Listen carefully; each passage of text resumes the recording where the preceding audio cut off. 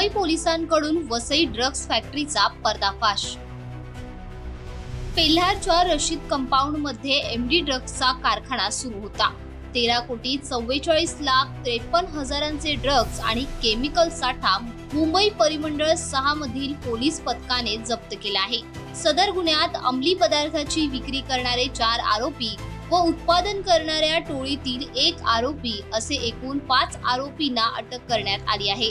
सदर गुन्ह्याचा पुढील तपास पोलीस करत आहेत। एक महत्त्वाचं डिटेक्शन आहे झोन 6च्या पथकाकडून झालेला आहे।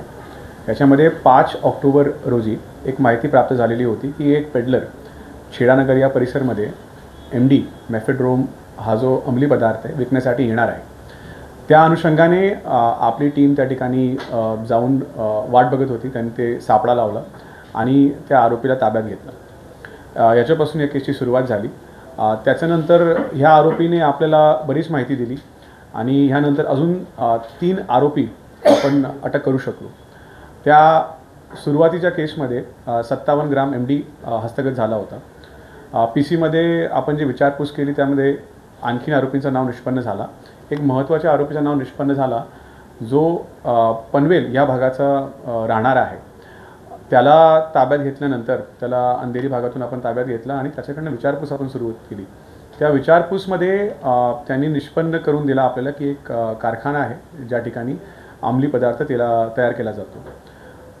या अंमली पदार्थाचा जो कारखाना आहे हा पेल्हार जो गाव आहे नालासोपारा या भागात वसई तालुक्यामध्ये या ठिकाणी आहे।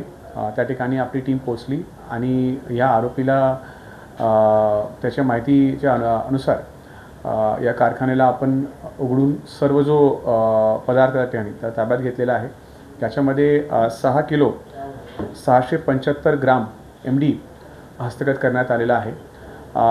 त्याचबरोबर त्याच्यासोबत जो लागणारं जो साहित्य आहे, मशिनरी आहे, इलेक्ट्रिकल काही साहित्य आहे, सर्व काही ताब्यात घेण्यात आलेलं आहे। याची एकूण किंमत 13,53,53,700 रुपये या मुद्देमालाची आहे आणि आतापर्यंत याच्यामध्ये 5 आरोपी अटक करण्यात आलेले आहेत। पुढील तपास सुरू आहे। याच्यामध्ये आमचा प्रयत्न राहणार आहे की या संपूर्ण जो कारखाना होता या कारखान्याच्या पाठीमागे असणारे अजून काही लोक असण्याची शक्यता आहे। त्यांच्यापर्यंत पोहोचून त्यांना देखील या केसमध्ये आरोपी करून एक भक्कम अशी एक चार्जशीट मान्य न्यायालयाच्या समोर हजर करण्याचं आमचं याच्यामध्ये उद्दिष्ट आहे।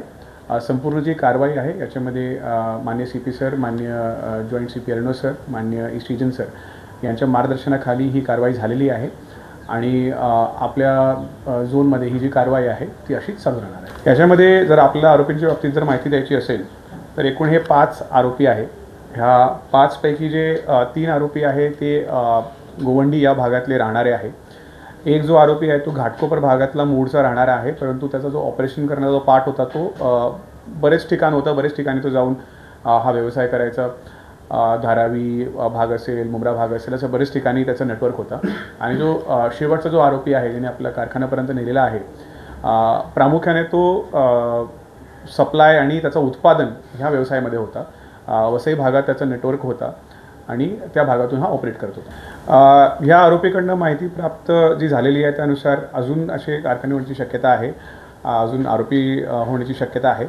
या सगळ्या गोष्टींवर सध्या तपास सुरू आहे आणि आपण शेवटपर्यंत जोपर्यंत आपण पोहोचतो तोपर्यंत हा तपास चालूच राहणार आहे।